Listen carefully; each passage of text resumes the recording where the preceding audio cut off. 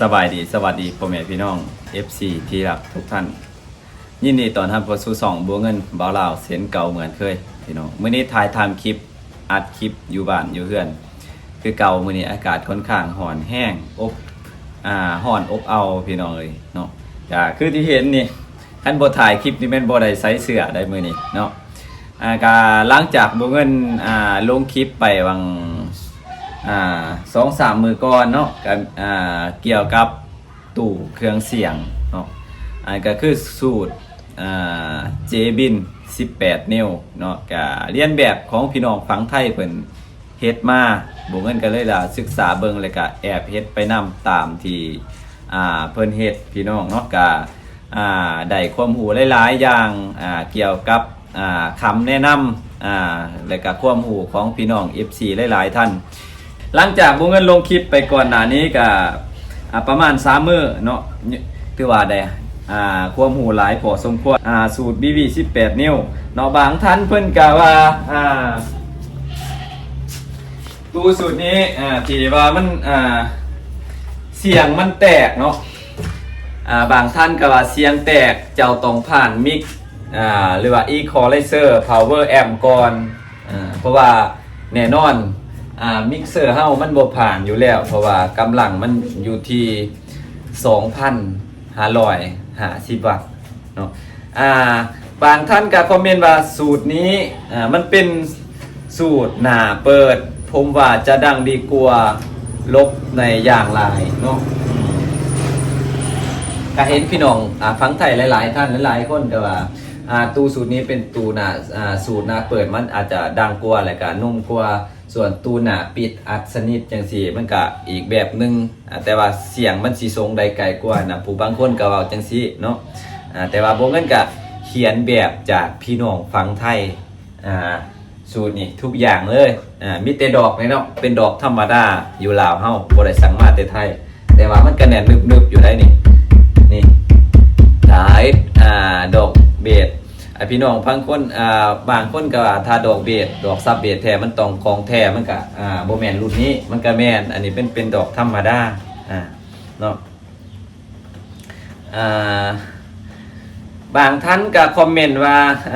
ไม่อัดกากอ้อยเสียงจะนุ่มหลายกว่าไม่อัดครับบางท่านว่าเนาะไม่อัดกากอ้อยหรือว่าไม่อัดเขาอัดขี้อ้อยอันแหละเฮ็ดไม่อัดอันนี้เป็นไม้ปาร์ติเกิลเนาะซึ่งจะใหม่ตัวนี้ก็ศึกษาลองเบิ่งว่าจากพี่น้องฟังไทยกันหลายๆคนว่ามันถึกน้ำก็บ่ได้ใหม่ตัวนี้เนาะแม่นถึกน้ำบ่ได้มันบ่คือไม่อัดแท้เนาะบางท่านก็ว่าเฮ็ดฮู้ไปเรื่อยๆเนาะเฮ็ดไปเรื่อยๆพี่น้องเอ้ยเนาะ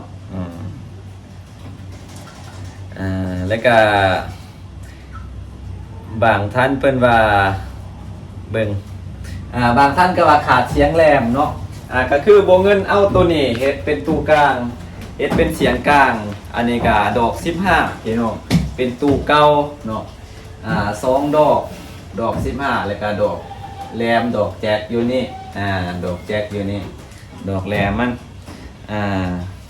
แต่ว่าก็สิเฮ็ดเป็นอีกแบบนึงเพราะว่าสิเฮ็ดเป็นตู้แบบหลายฮาเล่บ่หั่นน่ะบางเทื่อก็สิถ้าว่ามีงบก็สิหาเงินได้ก็สิคอยเอาทีละหน่อยคอยเฮ็ดไปเนาะพี่น้องบางท่านเพิ่นว่าต้องใส่แอมป์ครับ power mixer กับ power amp จะดีแท้เนาะแม่นคือสิแม่นเพราะว่าในความคิดของบ่เงินถ้าว่าเฮาเฮ็ดบ่เงินจะเฮ็ดตัวนี้ก่อนเนาะเฮ็ดตู้ลำโพงก่อนจัก4ใบเนาะตู้เบสจัก4ใบเลยก็สิเฮ็ดตู้กลาง4ใบอันเลยจังสี่คอยหาซื้อ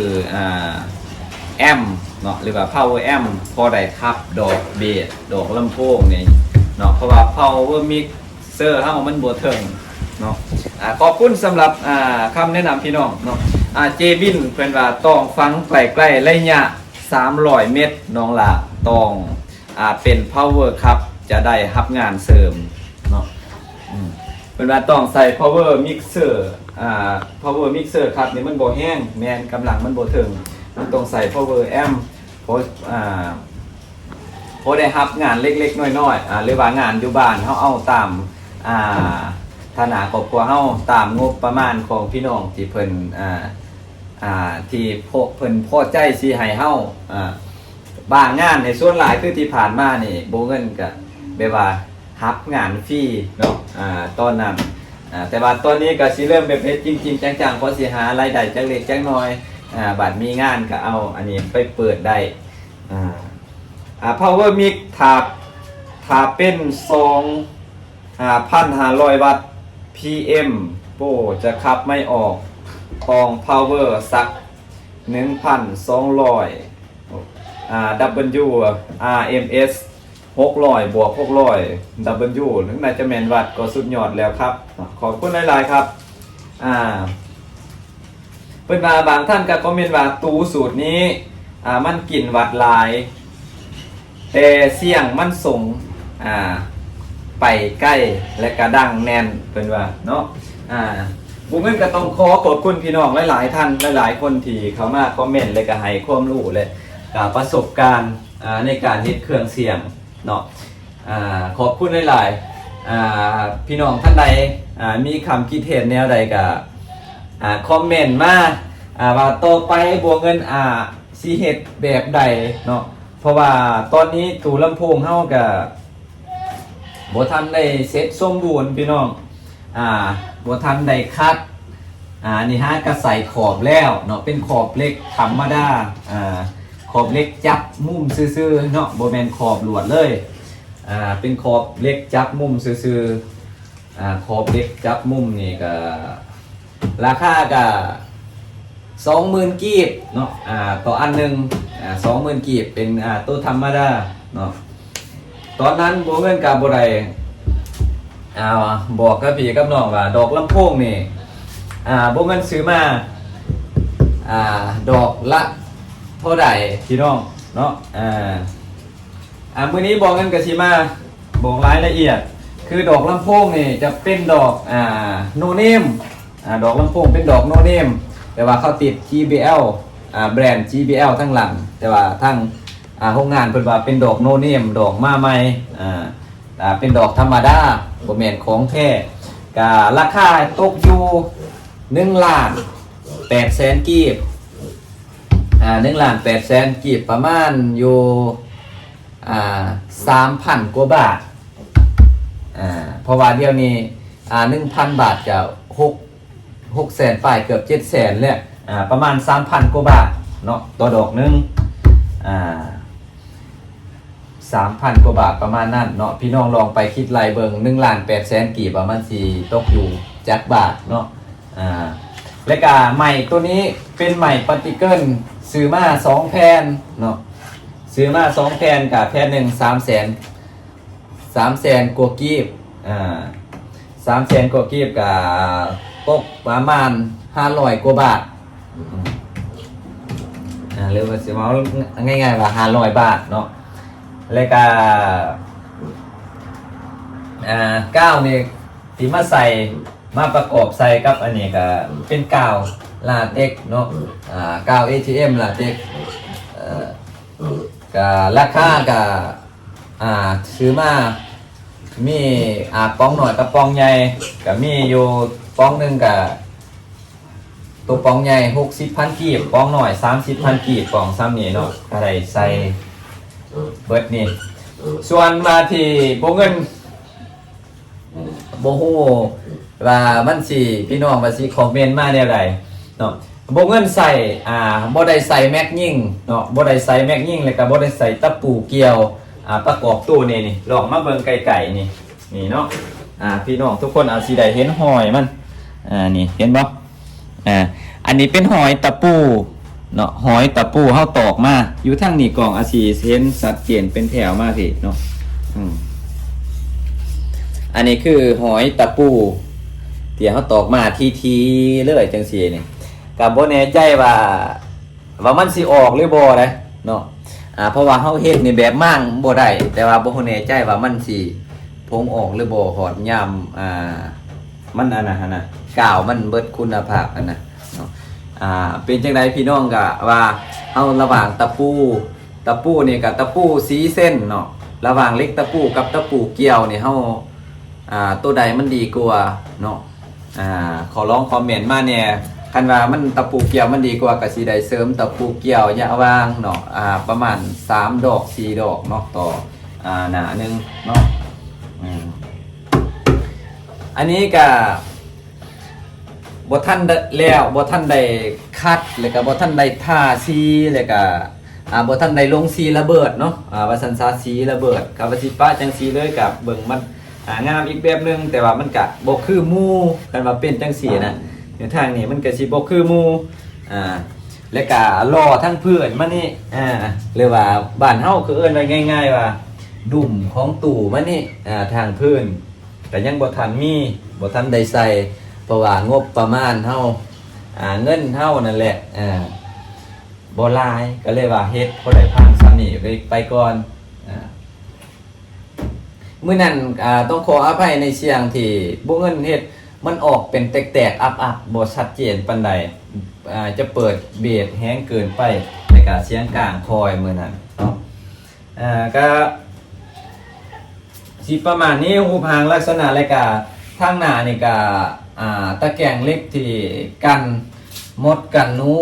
ที่สิเข้าไปกัดดอกลำโพงเฮาก็บ่ทันได้ใส่ก็บ่แน่ใจบ่ทันได้ถามว่าราคาต่ออันหนึงนี่แผ่นหนึงเล็กนี่บ่ฮู้ว่ามันสิถูกอยู่เท่าใดเนาะแล้วก็ต่อไปมีแผนว่าสิเฮ็ดเพิ่มอีกจากเป็นอีก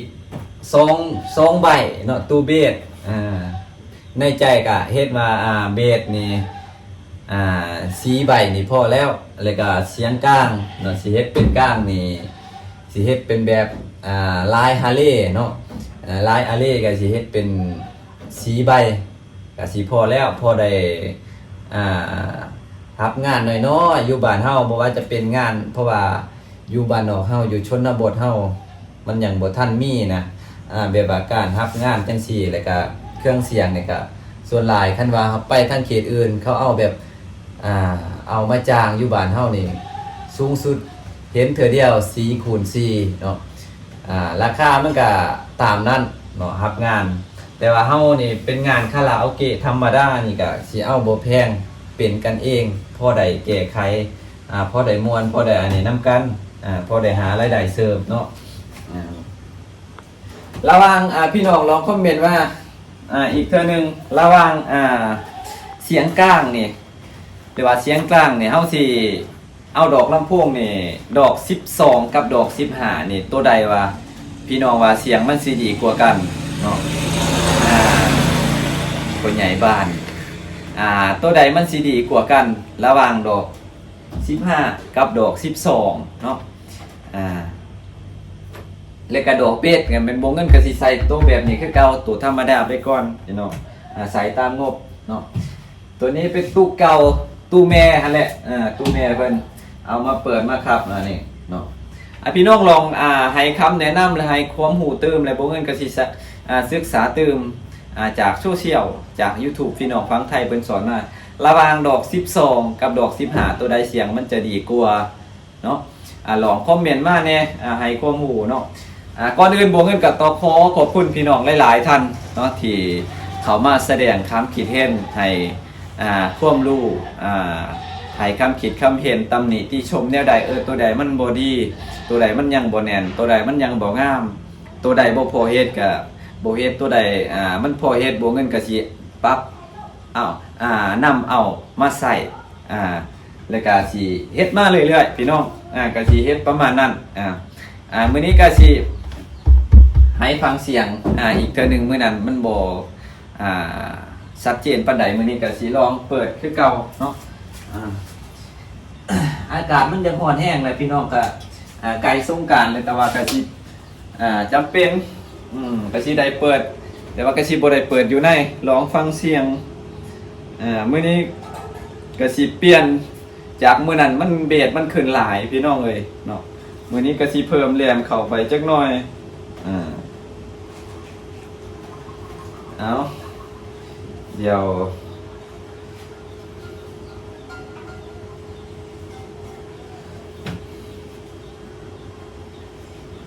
สิเบิดอันนี้เป็นธรรมดาปกติเบิดเนาะเพราะว่ามันสิได้แบบอันนี้จากมิกเซอร์เฮา ใส่ละเสียงคือบ่ออกมาโอ้บ่ทันเปิด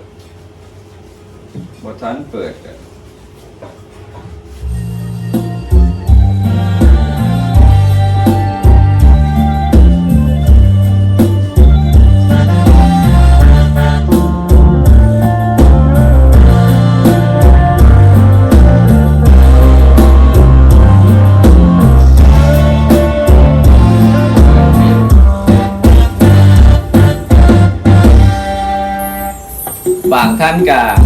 คอมเมนต์มาว่าpower mixer เฮาต้องมาตั้งอยู่ด้านหน้าเพื่อเฮาสิได้ฟังเสียงแบบชัดเจนและเฮาก็สิได้ปรับมันถูกกับ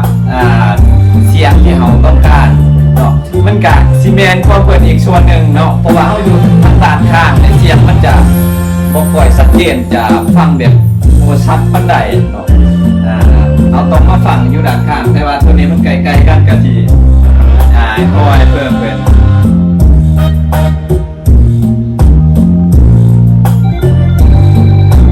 อันนี้เขาเปิดบ่แห้งเพราะว่าทางหน้าเขาเป็นผมเขียนแล้วก็เขาเจ้ากำลังเขียนหนังสือตัวนี้มาเปิดอยู่ในฟ้าถ้าเปิดแห้งสังกะสีก็มันสิสั่นสะเทือนคือเก่าพี่น้องเปิดธรรมดาอันนี้สิให้ฟังจากเสียงกลางอันนี้เป็นกลางพี่น้องว่าเพราะใดบอกตัวนี้เป็นเสียงกลางตัวนี้เป็นกลางเดี๋ยวเสียให้ฟังเบสตัวนี้เป็นเบสตัวนี้เอาเพราะใดปรับจูนนี่ยังเลยแบบว่าปกติเลยอยู่อันนี้เป็นเสียงเอาเพราะใดปรับจูนเป็นแบบปกติจากมิกเลยครับผมนะ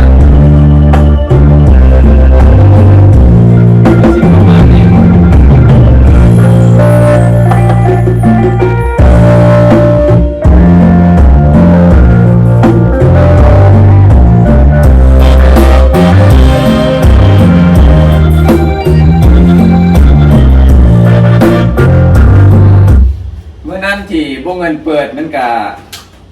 เสียงไปที่ฟังประมาณเสียงมือนั้นที่วงเงินเปิดเสียงมันต้องขออภัยเสียงมันจะครับเวลาปรับใหม่มันเสียงมันออกมามันก็แตกมันแบบ